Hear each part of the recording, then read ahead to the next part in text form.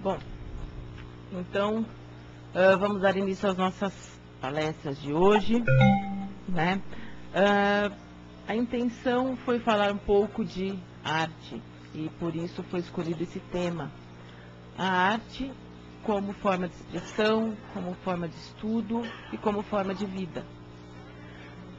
Para isso, o primeiro palestrante eu gostaria de chamar é o professor Dr. Victor de Sales. Ele é psicanalista, trabalha com arqueologia dos símbolos, com mitologia grega e com tradições orientais e egípcias. Ele vai falar um pouquinho com vocês.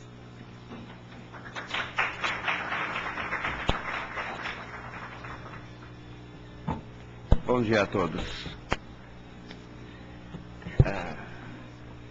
Me deram a tarefa de falar... Aqui eu vi duas coisas diferentes, né? Uma é dos gregos aos brasileiros, que é o que está escrito aí.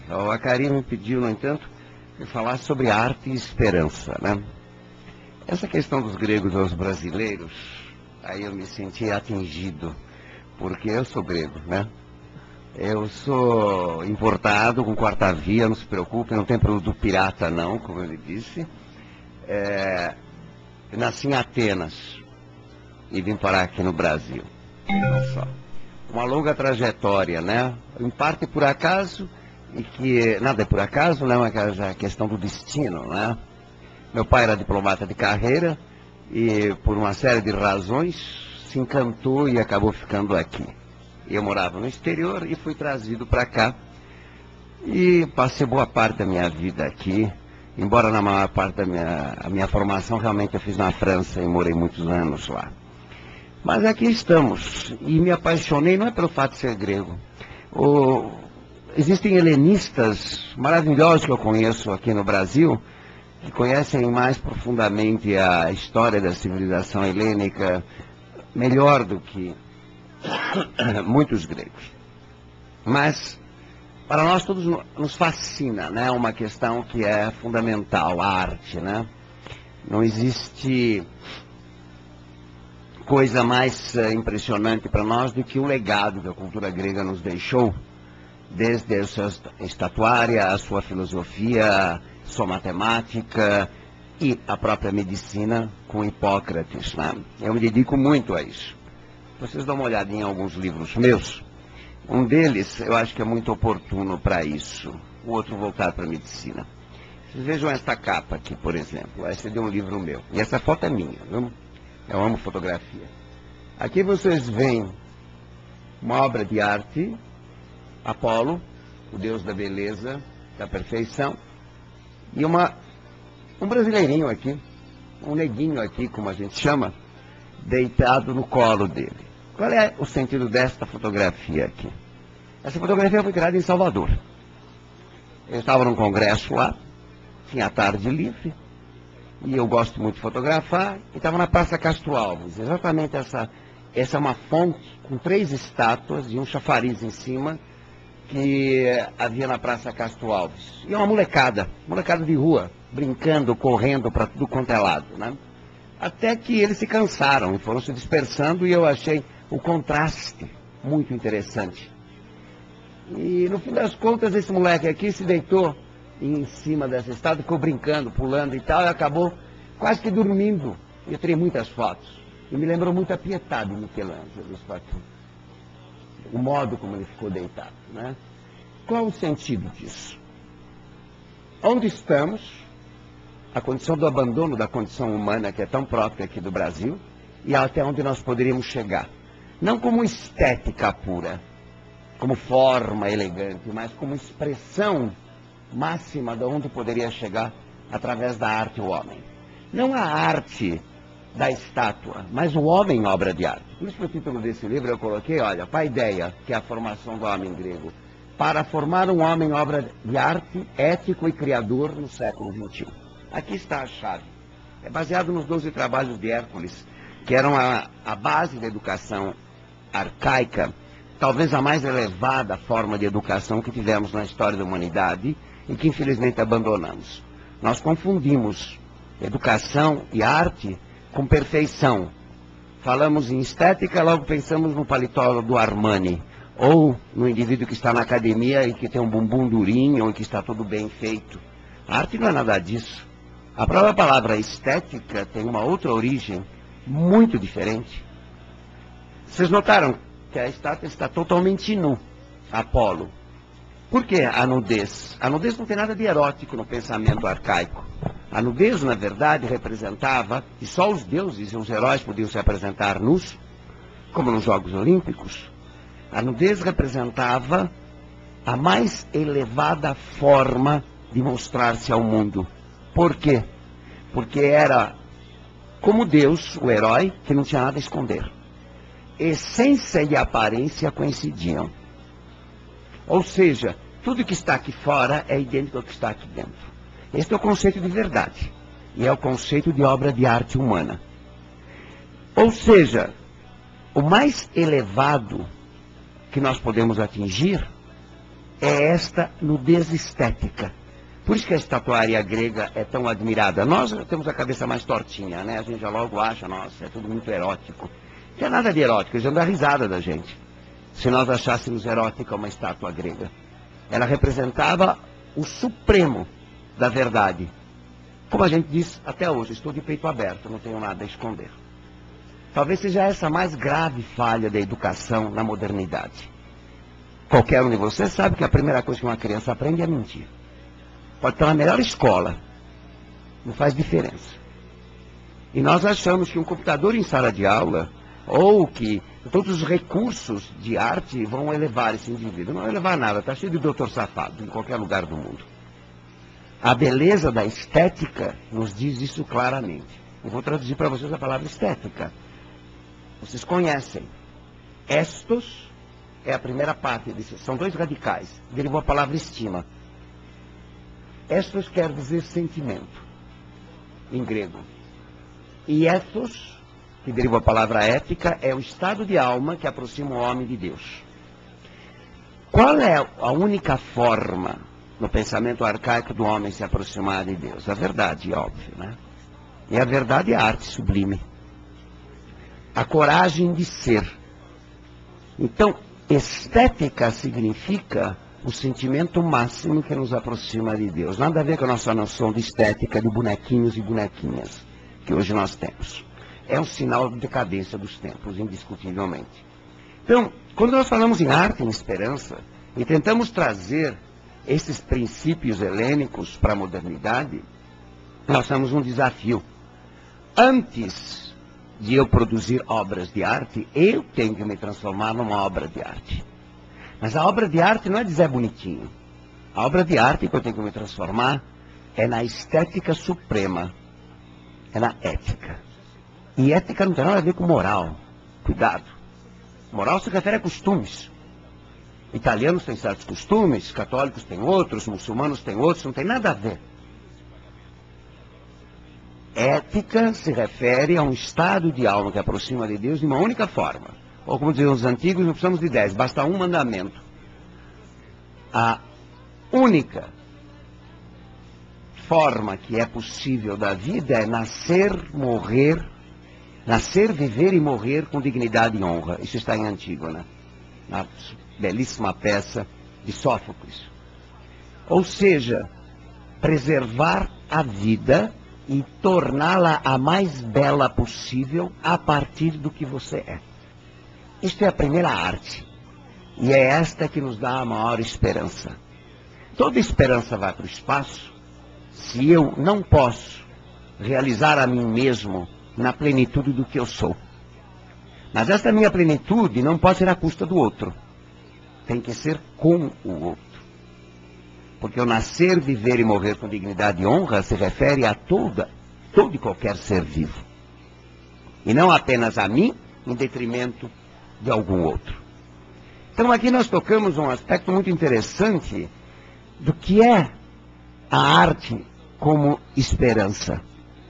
Se eu mesmo não posso dar o melhor de mim, e não posso conquistar o que eu tenho de melhor nesta vida, então, o que eu vim fazer aqui? Vocês lembram do Enigma da Esfinge? Já ouviram falar dele? Quem não ouviu falar, né? Decifra-me ou te devoro. Vejam só, o enigma da esfinge, que é um símbolo egípcio, um símbolo grego, só faz 3 pequenas perguntinhas a vocês que, lamento informar, não vão encontrar resposta na internet. Quem sou eu? O que eu estou fazendo aqui? De onde eu vim? Para onde eu vou? Este é o enigma de cada um de nós. Ninguém veio aqui por acaso. Darwin que me desculpe. Eu não acho que nós somos um chacoalhar de aminoácidos que evoluiu em 70 trilhões de células aproximadamente, que é o corpo humano. A evolução existe, não há dúvida. Mas a evolução é um sentido divino. Ela caminha numa direção onde, assim espero, né, a gente saia daqui mais evoluído que chegou. E o divino exatamente está aí. A capacidade de eu me tornar mais evoluído do que eu cheguei, não é só uma educação. É uma educação levada aos píncaros da obra de arte. É lá que o homem se realiza, e os antigos diziam, é assim que os homens se aproximam dos deuses. Porque imortais nós não somos, ao menos enquanto estamos aqui. Nossa alma sim, mas nós podemos aproximar-nos da imortalidade como? Através da obra de arte. E ela nada mais é do que você mesmo. Veja que conceito interessante, né? O desafio de você se transformar numa obra de arte e não passar a vida como um medíocre. Isso sempre me chamou muito a atenção. Porque nós temos uma noção tão de mediocridade, né? Nós somos medíocres, evidentemente, e só alguns excepcionais, alguns especiais, podem se apoderar da arte. Será verdade? Quando nós lemos uma obra maravilhosa de Pausanias, escrita no 2º século depois de Cristo, ou seja, 1800 anos atrás, a famosa obra dele, Descrição da Grécia, Pausanias foi um grande escritor e um grande viajante. Ele viajou por todo o mundo helênico daquela época. A Grécia não é o que é hoje, mas era o mundo helênico, incluía todas as cidades do Mediterrâneo e Oriente Médio. E ele viajou e foi descrevendo. Graças a ele nós sabemos de muita coisa, como eram muitos monumentos, muitos costumes, etc. Quando ele chegou em Atenas, 700 anos depois do seu auge, como vocês sabem que foi o 5º século antes de Cristo, a época em Péricles, onde se construiu o Partenon, onde tivemos Sócrates, Platão, Aristóteles, Sófocles no teatro, Eurípides, enfim, tudo isso que a gente aprendeu na escola. Ele encontrou uma Atenas lindíssima, porém vazia. A cidade que há 700 anos atrás tinha mais de 200 ou 300 mil habitantes, não tinha mais do que 8 mil. Isso há 1.800 anos atrás. Estávamos no começo da era cristã. Ninguém tinha ouvido, 200 anos depois de Cristo, ninguém mal ouvia falar de cristianismo. Aliás, cristãos eram perseguidos pelos romanos, como vocês sabem, foram até o 4º século perseguidos, como uma religião não aceita. Aí ele olhou para tudo aquilo, fascinado com aquelas construções. O Partenon até hoje nos impressiona, uma das 7 maravilhas do mundo, na época intacto praticamente, mesmo com 700 anos nas costas, só tinha sido saqueado o seu interior. E todas aquelas estatuárias, e disse, pois é, a gente lê no livro dele, houve uma época que nesta cidade havia mais obras de arte do que cidadãos. Houve uma época em que os cidadãos eram as obras de arte.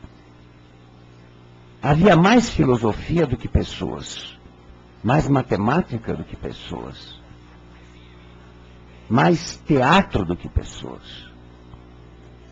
Onde foi parar tudo isso? O que foi que aconteceu? Mas eu devo dizer de que foi graças a esta paideia, a estas pessoas obras de arte, que isto foi possível. A civilização helênica não foi, que nós tanto admiramos, não foi obra de um gênio, como um Platão, ou de um Sócrates, ou de um Sófocles. Foi obra de um gênio de um povo como um todo, onde cada um podia ser obra de arte. Mas uma obra de arte ética. Então, eu acho que aí está a grande chave. Porque ele mesmo lamenta ao dizer: onde foi parar toda essa educação? Onde foi parar esta paideia que tornou tudo isto possível? Infelizmente desapareceu, para nunca mais voltar. Uma das coisas interessantes que a gente observa é de que foi o espírito guerreiro que virou a cabeça dos atenienses e da civilização helênica, onde o jovem não era mais educado para se tornar uma obra de arte ética e criadora, mas ele era educado para a guerra, e só para a guerra.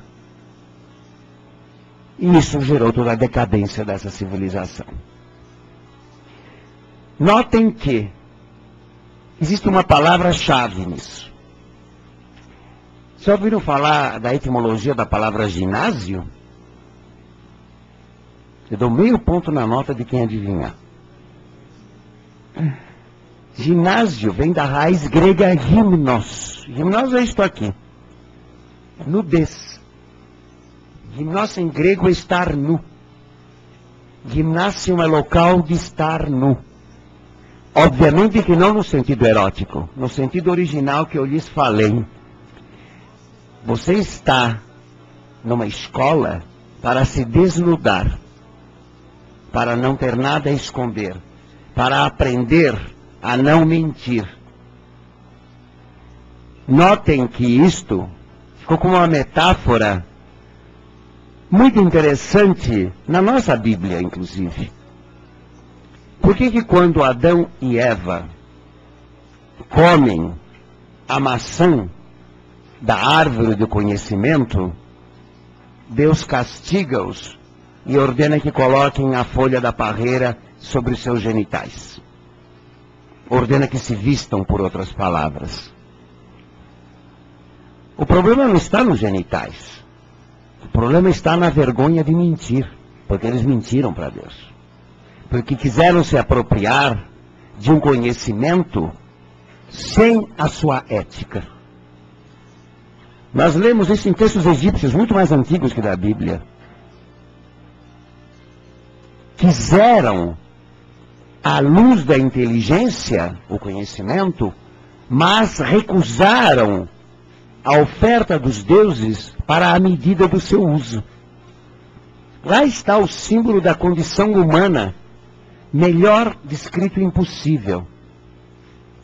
Nós temos a inteligência divina e criadora, mas nós temos as medidas do seu uso? É lá que se vai e se esvai a esperança. E há um mito muito belo em torno disso, todos devem conhecer, o mito de Pandora, a caixa de Pandora, quem não ouviu falar?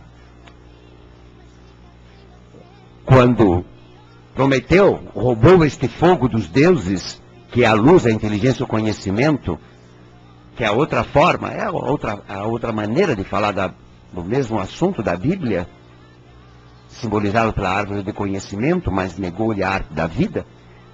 Prometeu, deu esta luz, esta força, essa inteligência aos mortais, nós. Por isso que ele se tornou pai dos homens. Mas quando o grande Zeus o chamou e disse: roubaste o fogo para dar aos homens. Pergunto-lhe agora, com que medidas governarás o seu uso? E ele diz: não, o grande Zeus será nosso guia ético para a vida. E Zeus o alerta, porque este fogo é destinado à vida, é destinado à criação. Caso contrário, todas as esperanças se esvanecem.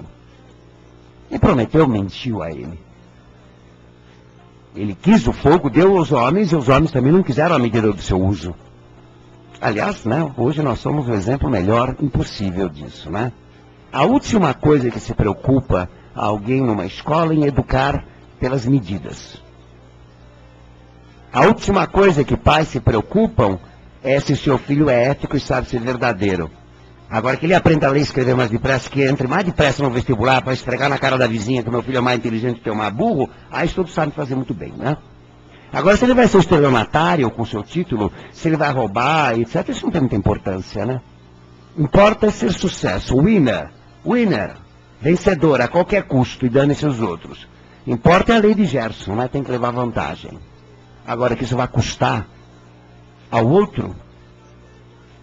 Que civilização é essa que nós estamos vivendo? Lhes pergunto, quando a gente compara esses valores.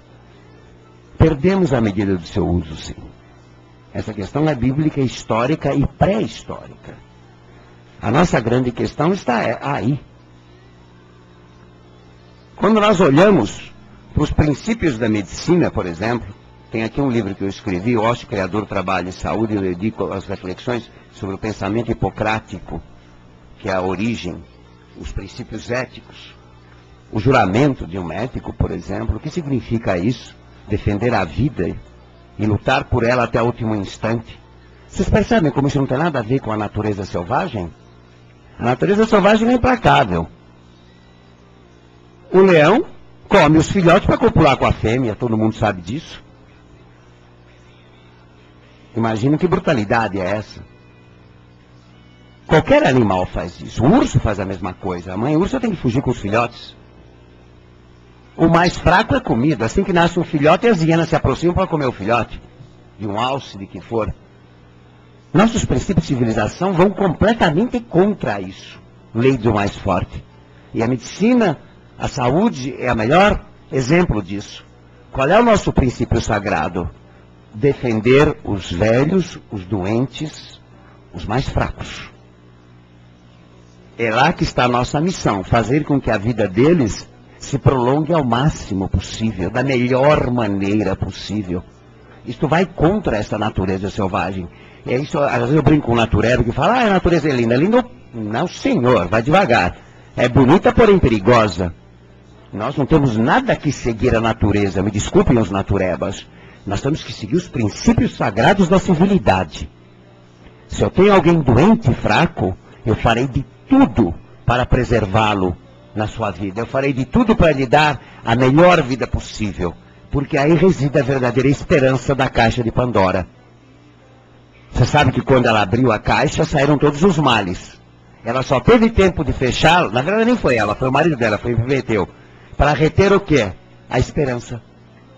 Assim é a vida aqui na Terra. Cheia de males, porém sempre resta uma esperança. E esta esperança significa este aspecto sagrado que também foi colocado em Hipócrates. Enquanto houver esperança, lutaremos pela vida e tornaremos a ela a mais bela possível. Especialmente para quem é fraco, velho e doente. É lá que nós centraremos nossos esforços. Vocês percebem que se nós abandonamos esse princípio, todo o sentido de civilidade cai por terra? Que sem isto não há civilização possível.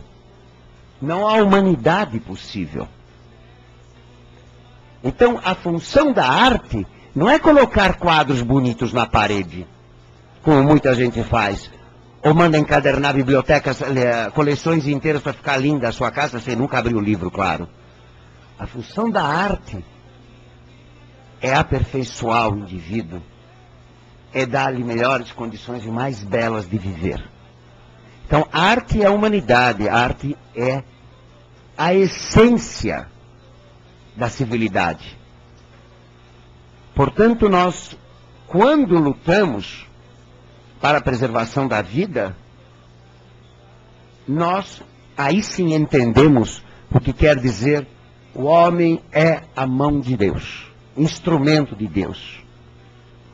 Porque o sentido do divino, como diz o grego muito claro, demiurgo, está na língua portuguesa. Quer dizer demiurgo? Deus, urgos. Urgos é criador. O divino da criação. Ou seja, nós temos que ser cúmplices da criação. E cúmplice da criação significa preservar a vida e torná-la a mais bela possível através da arte. Mas é uma arte ética que preserva a vida, não é uma arte na estética moderna de pôr na parede. Dizer bonitinho, daqueles que frequentam a academia, que tem músculos lindos, bumbum durinho e cabeça cocô de passarinho. Desses nós não precisamos. Nós precisamos daquela beleza que vocês conhecem. Todos vocês devem ter aquelas avós maravilhosas, ou pelo menos tiveram um avô, que conforme envelhece, mais bonito fica. Pleno de sabedoria, pleno de amor e de harmonia. Quanto mais fraco fica fisicamente, mais forte espiritualmente fica, né? E nós corremos a protegê-los, porque como se fossem a chama sagrada da nossa família, né? É a mesma alegria que nós encontramos quando nasce uma criança dentro de casa, né? É esperança, é vida. Desde que você tenha pela frente o desafio de transformá-la no que ela pode dar de melhor para ti. Ou quando você cuida de uma pessoa doente, e você vê o seu sorriso e sua alegria de reconhecimento e de amparo e apoio. Não tem preço que pague, tem? Esta é a arte e a esperança que eu queria falar para vocês. Obrigado.